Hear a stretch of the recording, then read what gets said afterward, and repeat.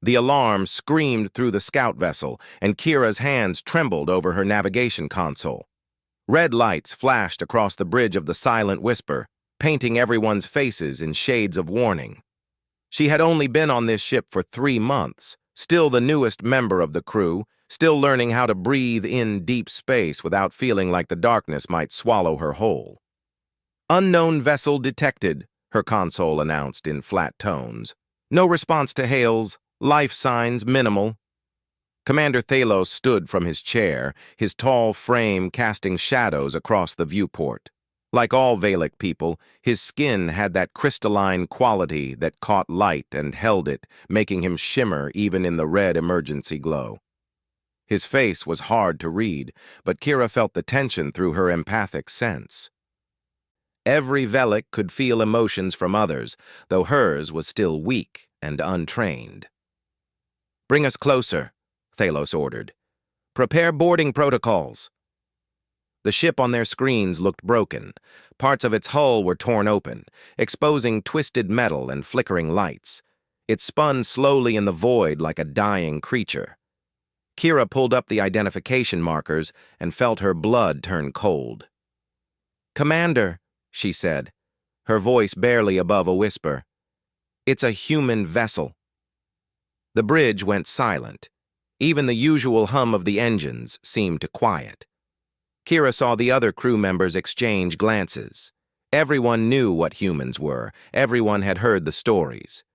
Pilot Dren spoke first, his voice sharp with old anger.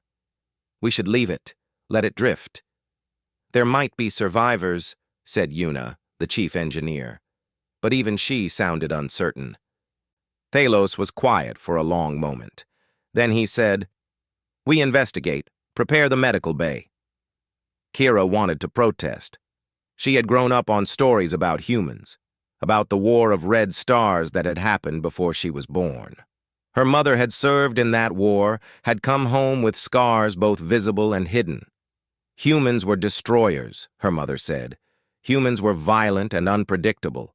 They fought like cornered animals and never knew when to surrender. But Kira was a navigator, not a soldier. She did her job. She guided the Silent Whisper closer to the damaged vessel, her fingers moving across the controls even as her heart hammered in her chest. The boarding team found one survivor, only one. They brought him back in a medical pod, unconscious and badly injured. Commander Thalos assembled the crew in the briefing room while the human lay sleeping in the medical bay. "Someone needs to guard him," Thalos said, looking around at his crew. "Around the clock, until we reach the station." No one volunteered. Kira saw Dren cross his arms, saw Yuna look away. Even Dae-jung, the medic who had treated the human's injuries, seemed reluctant. "I'll do it," Kira heard herself say. The words came out before she could stop them. Everyone turned to look at her. She felt their surprise like a wave of cold water. "You're certain?" Thalos asked. "No," she wanted to say. "I'm terrified." But she nodded instead. Someone had to do it, and she was the newest crew member. This was the kind of task that fell to people like her. The medical bay was too quiet. Kira sat in a chair near the door, as far from the medical bed as possible while still being able to see it. Her stun weapon rested on her lap, fully charged. She had checked it 3 times. The human looked small on the bed, wrapped in medical bandages and breathing tubes. She had expected someone larger, more threatening. The stories always made humans sound like giants, like monsters, but this one just looked hurt and tired. She studied him carefully, memorizing details in case she needed to report them later. Dark hair, olive skin, a face that seemed young despite the lines of pain around his eyes. His chest rose and fell steadily. The medical monitor showed his vital signs, all stable now that Dae-jung had worked his healing skill. Hours passed. Kira tried to read reports on her data pad, tried to focus on anything except the sleeping human a few meters away. But her eyes kept drifting back to him. Every small movement made her grip her weapon tighter. Every time the medical monitor beeped, her heart jumped. She must have dozed off because suddenly, the room was different. The lighting had shifted to night cycle mode, dim and blue, and the human's eyes were open. Kira jerked fully awake, raising her stun weapon without thinking. The human turned his head slowly toward her. His eyes were brown, she noticed. Just brown, not the glowing red of some predator or the cold black of deep space. Just brown eyes and a tired face. They stared at each other for a long moment. Kira's finger hovered over the trigger. She had been trained to shoot first when threatened, to protect herself and her crew. The human should attack now, she thought. The stories said they always attacked. But he didn't move. He just looked at her, then at the weapon in her hands, then back at her face. Something in his expression made her pause. He looked sad, she realized. Not angry or aggressive, just deeply, quietly sad. The human's lips moved. At first no sound came out, his throat too dry. Then he tried again, and Kira heard words in halting, badly pronounced Velic. "Thank you," he said. Each word came out carefully, like he had practiced them. "Thank you for saving me." Kira didn't lower her weapon. She didn't respond. This could be a trick. Humans were supposed to be master manipulators, weren't they? Her mother had told her that. They would say anything, do anything to gain advantage. The human seemed to understand her silence. He closed his eyes again, his breath shuddering slightly. "I understand," he said in his broken Velic. "I would be afraid too." That last sentence stayed with Kira long after the human fell back into sleep. She sat in her chair, weapon still raised, and tried to make sense of it. He knew she was afraid. He had seen it immediately. But instead of using that fear against her, he had simply acknowledged it. Maybe that was part of the manipulation, she told herself. Maybe this was how humans worked, making you think they understood, making you lower your guard. She wouldn't fall for it. She would stay alert, stay ready. But as the hours stretched on and the human slept peacefully, never once moving in a threatening way, never once doing anything except breathe and exist, Kira found herself wondering if maybe, possibly, the stories hadn't told her everything she needed to know about humans after all. The human's name was Tai Min. Kira learned this on the second day when Daejung came to check on him. The medic spoke to the human in basic standard language, the trade tongue that most species used when they couldn't speak each other's native words. Tai Min answered in that same language, his voice weak but clear. "What were you doing out here?" Daejung asked, while checking the medical readings. "Research," Tai Min said. "Botanical research, looking for plant samples on the Outer Rim worlds." "A scientist," Daejung murmured, making notes on his pad. He glanced at Kira, who still sat with her weapon ready. "He's healing well. Should be able to move around in a few days." That thought terrified Kira. A human walking around their ship, free to move and act. She tried not to show her fear, but she knew Daejung could feel it. All Velic could sense emotions, even if they didn't speak about them. After the medic left, Tai Min turned his head to look at her again. He did that often, just looking. Not staring in an aggressive way, but watching her with quiet attention. It made Kira uncomfortable. "You don't have to be afraid," he said in his careful Velic. "I won't hurt you." "That's what you would say," Kira replied, speaking for the first time since he had woken. "Even if you plan to hurt me." Tai Min considered this, then nodded slowly. "Yes, that's true. Words are easy." He was quiet for a moment, then added, "I hope my actions will speak better than my words." Kira didn't know what to say to that, so she said nothing. The days fell into a pattern. Kira would sit in her chair during her shift, watching the human. Other crew members would rotate through the other shifts, though she volunteered for extra hours. Better she be here, where she could see him, than lying in her quarters wondering what he was doing. Tai Min slept a lot at first, his body still healing from his injuries. When he was awake, he was quiet. He never demanded anything, never complained. When medical staff brought him food, he thanked them. When they checked his wounds, he held still and patient. On the third day, something changed. Kira had been on shift for 6 hours and hadn't eaten. She had meant to eat before coming, but an engine problem had delayed her, and she had rushed straight to the medical bay. Her rations sat in a container on the small table beside her chair, but she felt strange about eating in front of the human, like taking her attention off him for even a moment might be dangerous. Her stomach growled, loud enough that Tae-min heard it from his bed. He looked at her, then at the unopened container. "You should eat," he said. "I'm fine," Kira replied. "You've been here since the shift started. That's 6 hours by my count." His standard language was better than his Velic. Clearer. "You need to eat." "I said I'm fine." Taemin was quiet again. Then he reached for his own meal tray, still untouched from breakfast. Moving carefully, wincing at the pain in his injured side, he picked up the sealed container and held it out toward her. "Here," he said. "Take this one." Kira stared at him. "What?"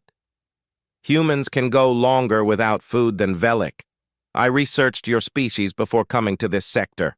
Your metabolism is faster. You need to eat more frequently." He kept holding out the container. "Please, take it." "I'm not taking your food." "Then I won't eat either," Tae-min said simply.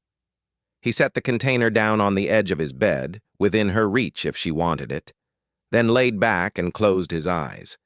Kira sat there, confused and frustrated. This wasn't how humans were supposed to act. They were supposed to be selfish, aggressive, not offering their food to their captors.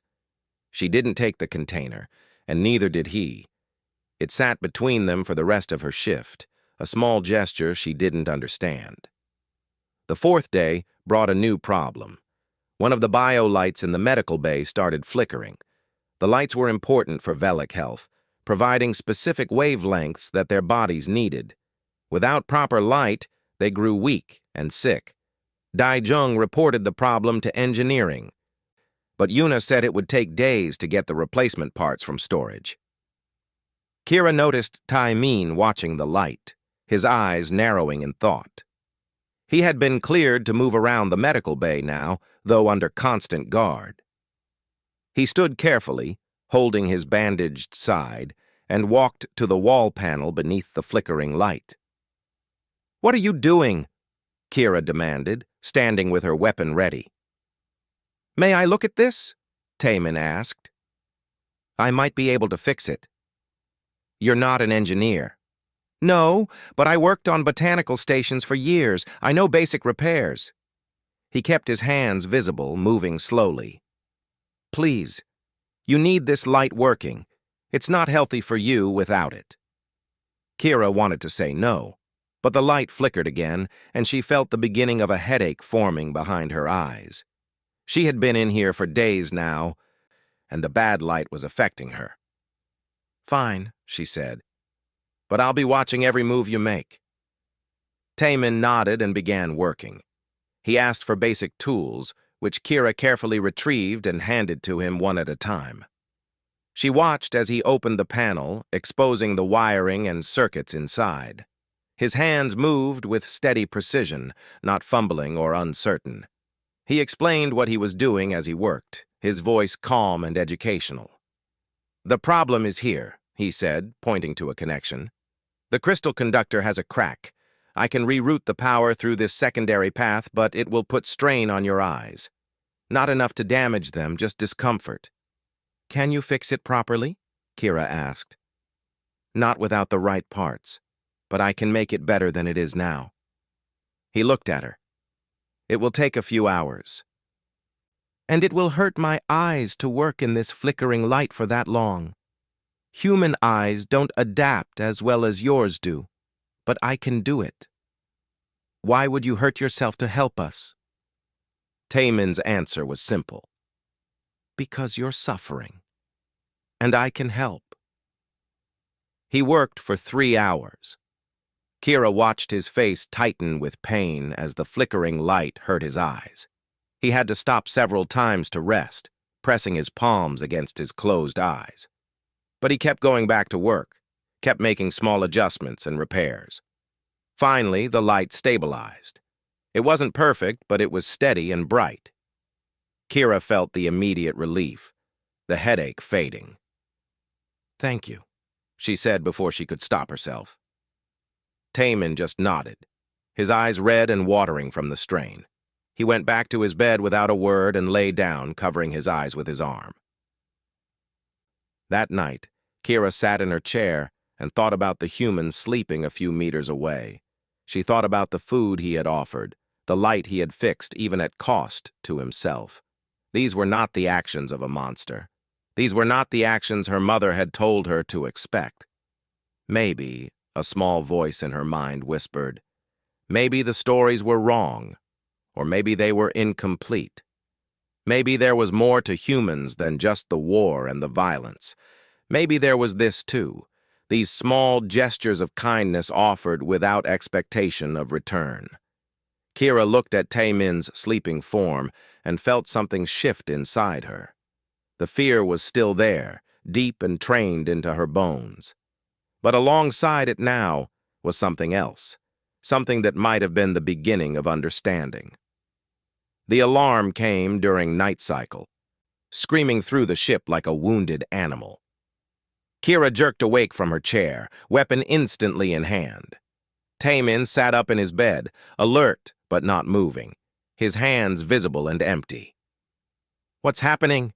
he asked. Before Kira could answer, Commander Thelos's voice came over the ship-wide communication system. "All crew to stations. We have a critical situation in the hydroponics bay. Meteor storm damage. Repeat, critical damage to hydroponics." Kira's heart sank. The hydroponics bay was where they grew their food. Velic biology required fresh vegetation, living plants that provided nutrients their bodies couldn't synthesize from preserved rations. Without the bay functioning, they would slowly starve. Over the next few hours, the crew worked frantically to assess the damage. Kira received updates through her communication device while maintaining her guard over Taemin. The news grew worse with each report. The meteor storm had punctured the bay's environmental seal. Half the plants were dead from exposure to vacuum. The other half were dying from damaged climate systems.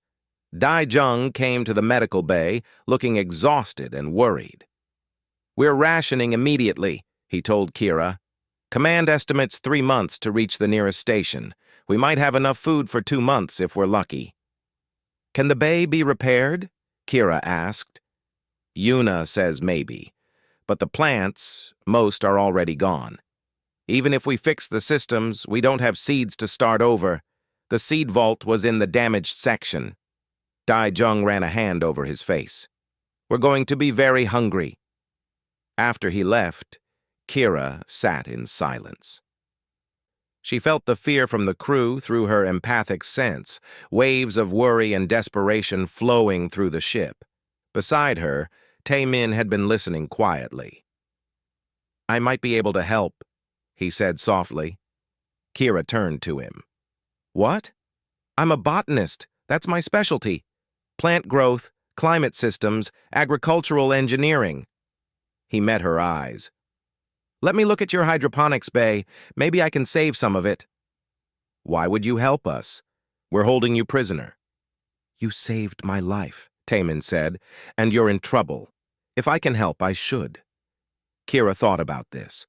Then she activated her communication device and called Commander Thalos. "Sir, the human says he might be able to help with the hydroponics bay. He's a plant scientist." The line was quiet for a long moment. Then Thalos said, "Bring him to the bay, under armed guard. Let's see what he can do." The hydroponics bay looked like a battlefield. Broken glass from shattered climate panels covered the floor. Dead and dying plants hung limp in their growing beds. The air smelled wrong, sharp with chemicals and decay. Yuna stood among the wreckage, her crystalline skin dull with exhaustion. Taemin walked through the bay slowly, Kira and 2 other guards following him. He touched the plants gently, examined the damaged systems, asked quiet questions about the species being grown and the environmental requirements. His face was serious, focused. After an hour of inspection, he turned to Commander Thalos. "I can save about 60% of what's still alive, maybe more, and I can accelerate the growth of the surviving plants to increase yield. But I need access to my ship's salvage." "What's on your ship?" Thalos asked. "Bioregulators, growth stimulants, some portable climate equipment. I was using them for field research."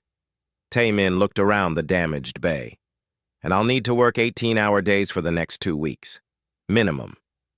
"That's too much," Daejung protested. "You're still healing."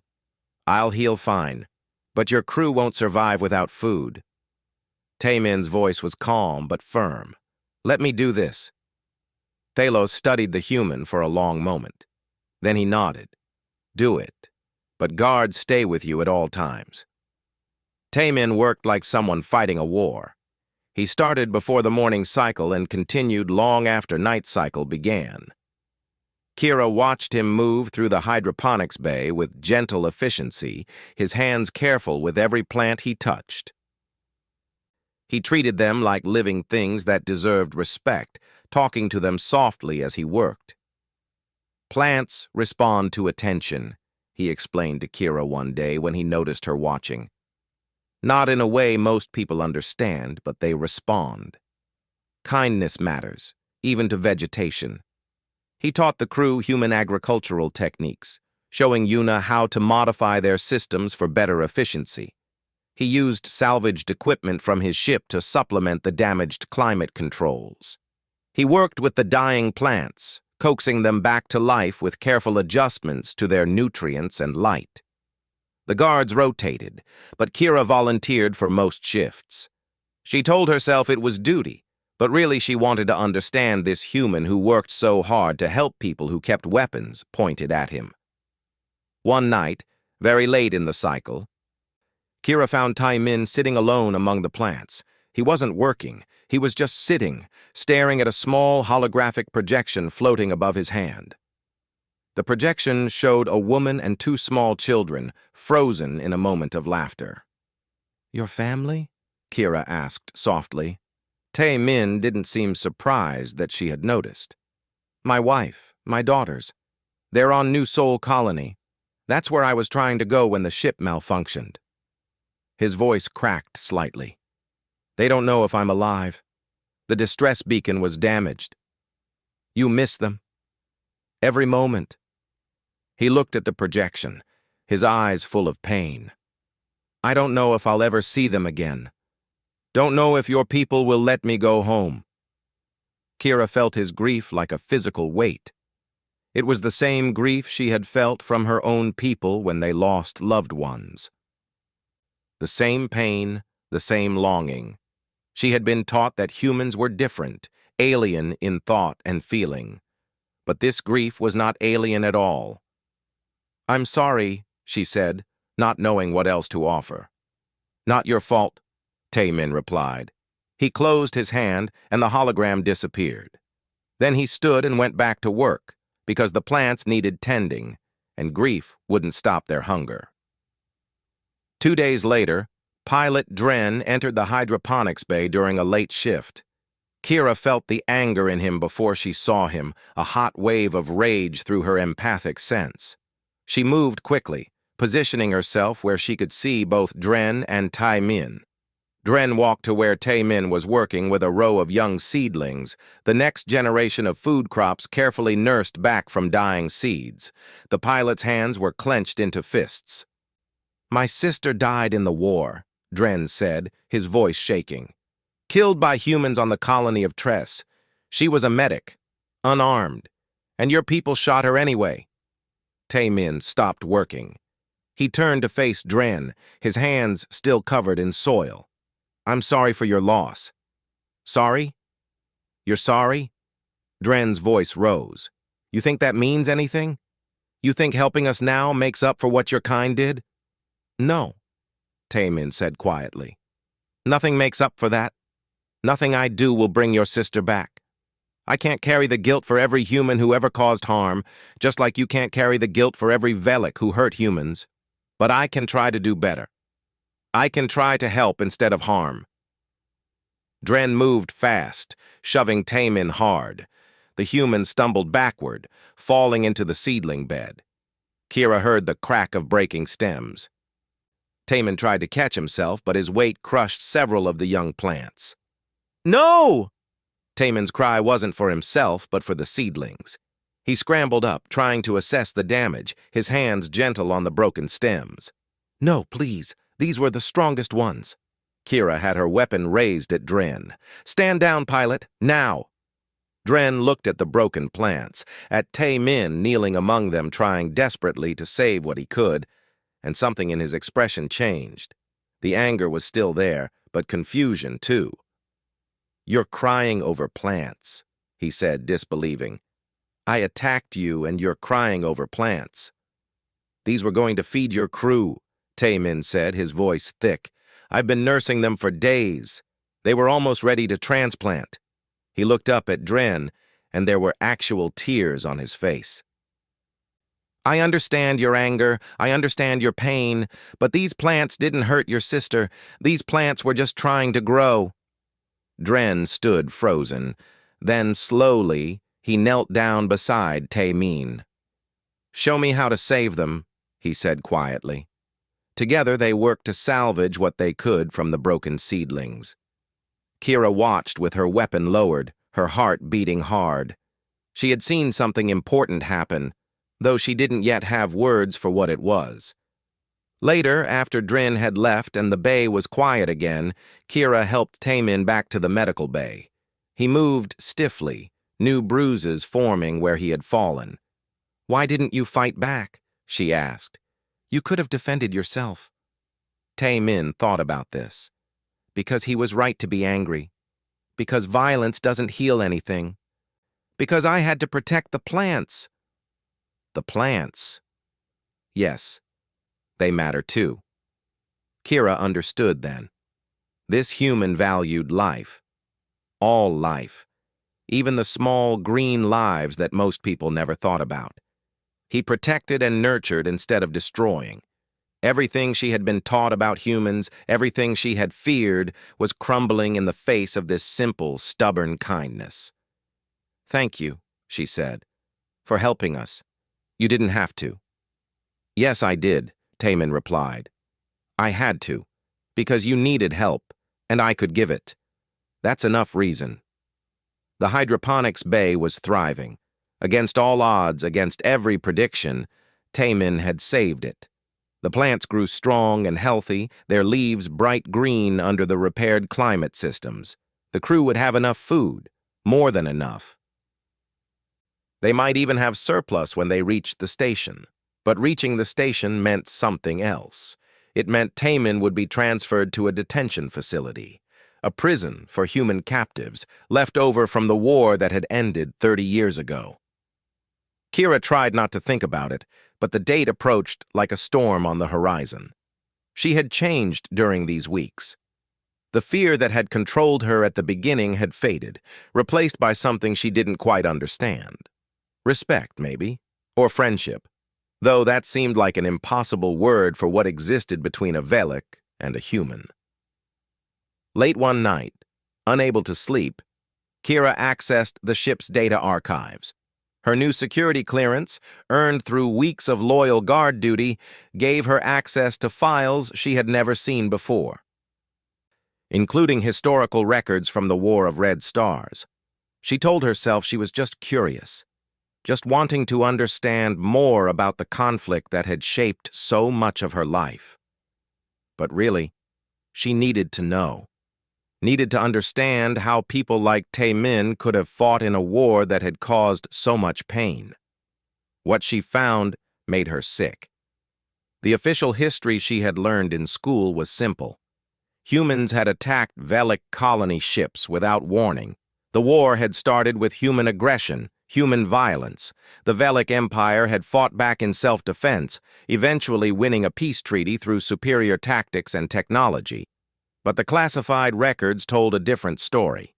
The Velic Empire had encountered human colony ships in a system both species claimed. Instead of negotiating, the Velic fleet had opened fire, destroying 2 colony ships before the humans could respond. Thousands of human civilians had died in those first attacks. Men, women, children, families. The humans hadn't started the war. They had fought back against genocide. Kira read through report after report, her hands shaking. The human aggression that everyone feared was defensive action. They had fought desperately, fiercely, to protect their remaining colonies. They had developed new weapons and tactics not out of cruelty, but out of necessity. They were fighting for survival. The war had ended when the Velic Empire realized the humans would never surrender. Every battle cost more lives than the territory was worth. The Empire had sued for peace, claiming victory in their public records while privately acknowledging they had started a war they couldn't finish. And for 30 years, the Empire had maintained the lie, had taught children like Kira to fear humans, had kept human prisoners in detention facilities, calling them threats to peace, had made sure everyone believed that humans were dangerous, aggressive, untrustworthy, all to hide the truth of what the Empire had done.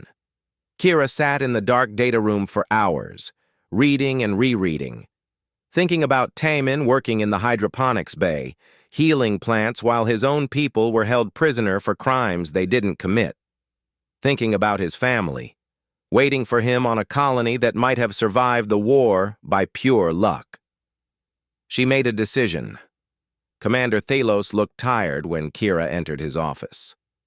The stress of the near disaster with the hydroponics bay had aged him. He gestured for her to sit, but she remained standing. "Sir, I need to show you something," she said, transferring the historical files to his data terminal. "About the war." Thalos's expression didn't change as he read. He went through the documents slowly, carefully. When he finished, he sat back in his chair and was quiet for a long time. "You knew," Kira said. It wasn't a question. "Some of it, not all." Thalos met her eyes. "I was there, in the war. I saw things that didn't match the official story. But questioning the Empire's version of history is not encouraged. We're about to hand Taemin over to a detention facility for a war he didn't start, for a war his people were defending themselves in." Kira's voice was steady, but inside she was shaking. "That's wrong, sir." "Yes, it is." "Then we have to do something." "What do you suggest, Navigator?" Thalos asked. "We're one small scout ship. We can't change Empire policy. No, but we can speak the truth. We can testify about what happened on this ship, about how Taemin saved our lives and asked for nothing in return." Kira leaned forward. "There's a tribunal process at the station. For contested detentions, we could petition for his release. If we do that, it could end our careers. The Empire doesn't like being contradicted." "I know, sir." Thalos studied her for a long moment. Then he nodded slowly. "Gather testimony from the crew. Everyone who witnessed what the human did. We'll present a case to the tribunal." Over the next 2 days, Kira spoke with every crew member. Most were willing to testify. Even Dren, the pilot who had attacked Taemin, agreed to speak on his behalf. "He could have hurt me when I attacked him," Dren said quietly. "He's stronger than he looks, and I was stupid, angry. But he just protected the plants and let me hit him. That's not the action of a violent person." Yuna provided detailed technical reports about Taemin's work in the hydroponics bay. Dai Jung wrote a medical assessment confirming that Taemin had worked despite pain and exhaustion, never complaining. Even the junior crew members who had rarely interacted with him offered their observations. The picture that emerged was clear. This human had saved their lives through knowledge, hard work, and kindness. He had been held prisoner and treated with suspicion, yet he had helped anyway. Kira saved telling Taemin for last. She found him in the hydroponics bay during a late shift, checking on his beloved plants one last time before they reached the station. "We're going to fight for your release," she said without preamble. Taemin turned to her, surprise clear on his face. "What?" "There's a tribunal process. We're going to present testimony and evidence. Try to get you sent home instead of to a detention facility." "Kira, you can't. That could hurt you, hurt your career." "I know." "Then why?" Kira thought about how to answer, about all the things she had learned in these weeks, about fear and truth and the small gestures that changed everything. "Because I was wrong about you, about humans. I was taught lies my whole life, and you showed me the truth through your actions." She met his eyes. "And because it's the right thing to do. You taught me that. You do the right thing because it's right, not because it's easy or safe." Taemin's eyes were bright with emotion. "Thank you. Even if it doesn't work, thank you for trying." "It will work," Kira said with more confidence than she felt. "It has to." The silent whisper reached the station 2 days later. Kira stood beside Taemin as they docked, both of them dressed in formal attire for the tribunal. Commander Thalos and the rest of the crew who would testify stood behind them. The station was massive, a hub of military and civilian activity. Kira had been here before, but it felt different now. She saw the propaganda posters on the walls, showing humans as monsters with sharp teeth and cruel eyes. She saw the way station personnel looked at Taemin with fear and disgust. She understood now. This fear was taught, maintained, used to control, and she was about to challenge it. The tribunal room was cold and formal. 3 judges sat at an elevated bench, their crystalline faces reflecting light in sharp angles. Military officials filled half the room, ready to argue for Taemin's detention. Kira and her crew filled the other half. Commander Thalos stood first, presenting the case. "We ask for the release of the human Taemin, botanical scientist, on the grounds that he has committed no crime and has instead acted with extraordinary courage and compassion." The senior judge, an old Velic with dark blue skin, frowned. "This human was found in Velic space. Protocol requires detention." "Protocol was written during wartime. The war is over, and this human saved the lives of every crew member on my ship." Thalos gestured to the crew. "We have testimony and evidence." For the next 3 hours, they presented their case. Kira spoke about watching Taemin work, about seeing his kindness and patience. Yuna showed the technical improvements he had made. Daijung testified about his medical observations. Even Dren stood and admitted his attack and how Taemin had responded with understanding rather than violence. The military officials argued back. They cited security concerns, historical precedent, the danger of setting a new standard. They showed clips of war footage, trying to remind everyone why humans should be feared, but the judges kept looking at Taemin, sitting quietly at the defense table, looking at his tired face, his careful posture, his gentle hands, looking at the crew of the Silent Whisper, who were risking everything to speak for him. Finally, the senior judge called for a recess to deliberate. Kira and Taemin waited in a side room, not speaking. There was nothing left to say. They had done everything they could. After 2 hours, they were called back. The judges had made their decision. The senior judge stood. "This tribunal finds that the human Taemin has committed no hostile acts and has in fact provided significant aid to a Velic crew in distress. We grant conditional release. He will be escorted to a neutral trade station where human representatives can retrieve him." The room erupted. Military officials protested. The crew of the Silent Whisper stood in shocked relief. Kira felt tears streaming down her face before she realized she was crying. Taemin just sat still, his hands trembling on the table. Then he looked at Kira and smiled. It was a tired smile, worn thin by weeks of stress and uncertainty. But it was real, and it was grateful, and it changed his whole face. "Thank you," he said quietly. The words meant for her alone. "Thank you for seeing me." The neutral trade station hung in space like a jewel, equidistant from both Velic and human territories. The silent whisper approached it slowly, carrying precious cargo, not just supplies or data, but hope for something new. Kira stood at the viewport in the common room, watching the station grow larger. Beside her, Taemin was quiet. He had been quiet for most of the journey here, processing everything that had happened. His conditional release meant he was free to go home, but it also meant leaving the crew that had become unexpected friends.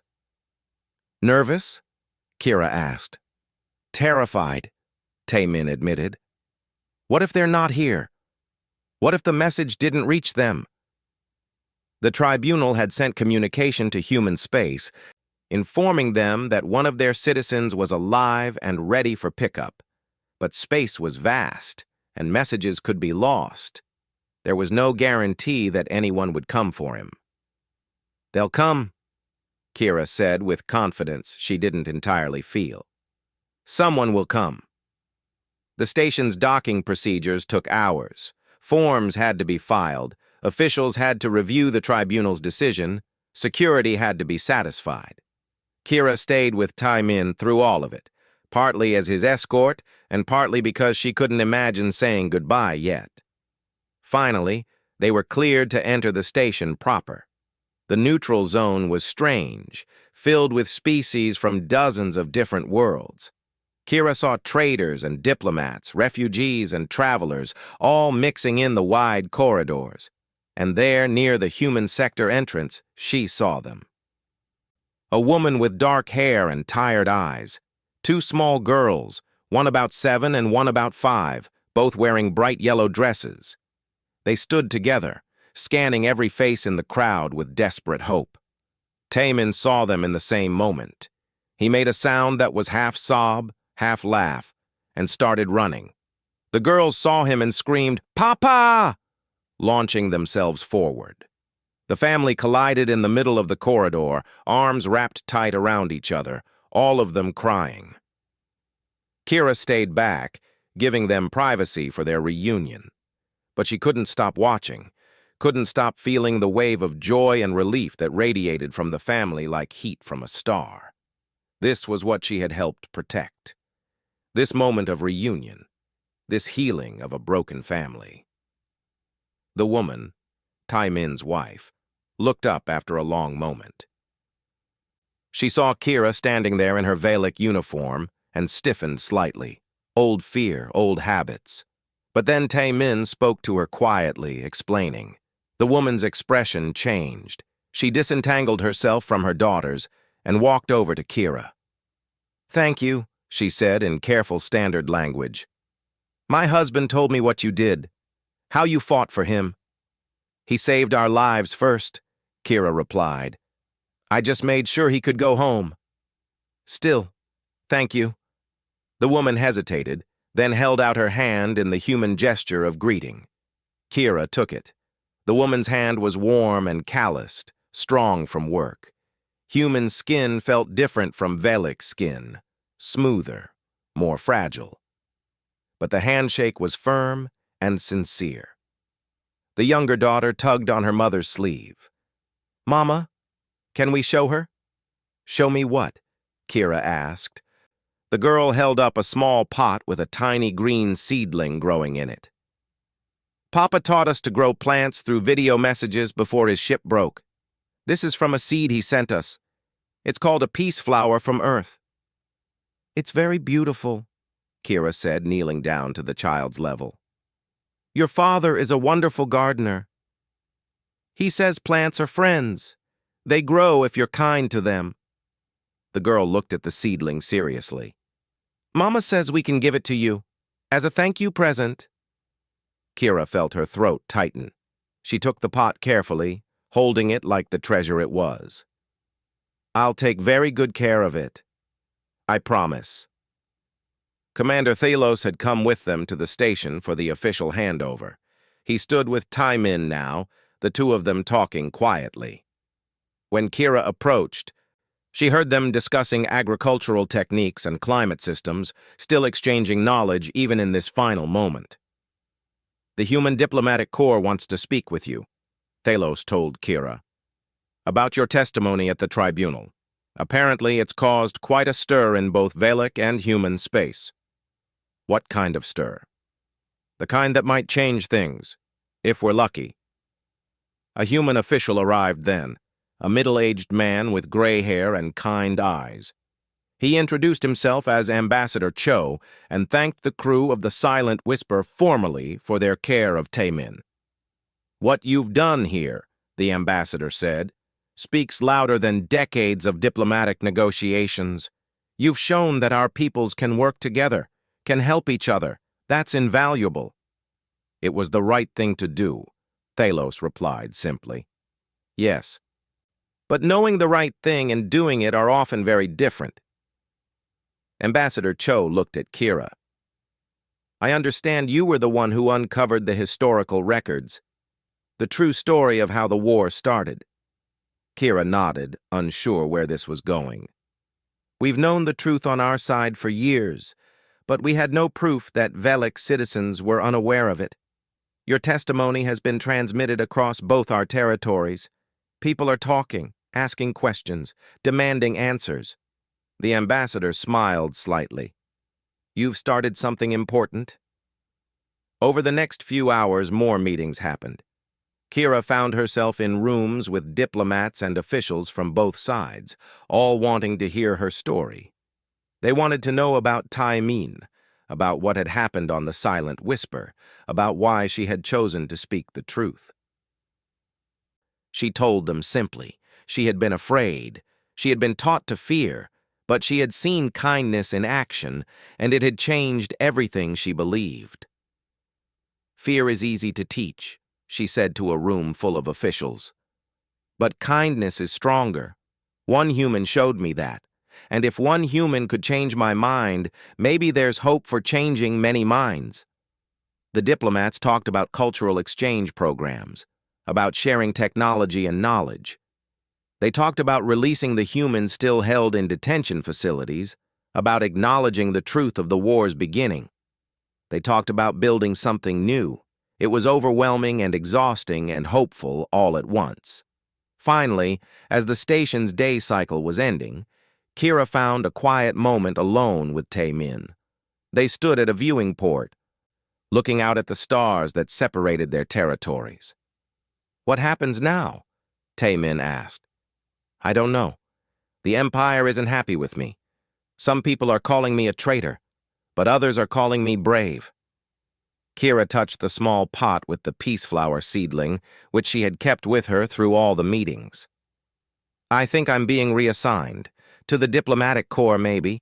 They want people who understand both sides." "You'll be good at that." "I hope so." She looked at him. "What about you? Back to botanical research?" "Eventually. First, I need time with my family. Time to heal." Taemin was quiet for a moment. "But I've been thinking about what I could do to help.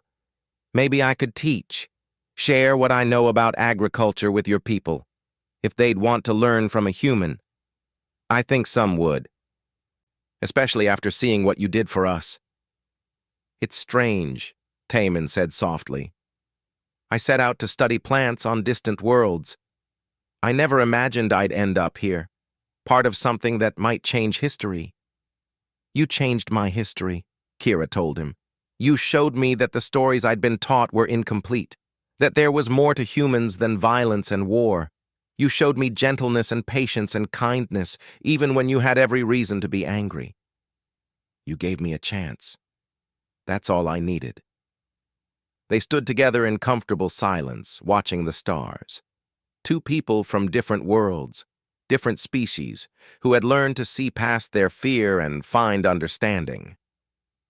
6 months passed. Kira stood on the landing platform of the Velic homeworld, watching a transport ship descend through the atmosphere. Her new uniform marked her as a diplomatic liaison, a position that still felt strange and new. Around her stood other officials, both Velic and human, all waiting for the same thing. The first official cultural exchange delegation was arriving. The transport's doors opened, and Kira smiled as she recognized the first person to emerge. Taimin walked down the ramp, looking nervous but determined. Behind him came other humans, scientists and teachers and artists, all volunteering to share their knowledge with the former enemy. And beside Taimin walked his family, his wife and his 2 daughters, all of them looking around the Velic homeworld with wide eyes. The younger girl clutched a larger pot now, with a flowering plant that had grown from the seedling they'd given Kira. "We brought more seeds," the girl announced proudly when they reached Kira. "Papa says we're going to plant a garden of friendship." "A whole garden?" Kira asked, delighted. "Lots of gardens," Taimin corrected gently. "Your people and mine, we're starting joint agricultural projects, teaching each other our techniques, sharing what we know about making things grow." "From different worlds," his older daughter added, like she had practiced the phrase. Kira led them through the platform, past the officials and ceremony, to where a transport waited to take them to the first project site. It was an old military base, being converted into a research center. The irony wasn't lost on anyone. A place that once trained people for war would now teach them to nurture life.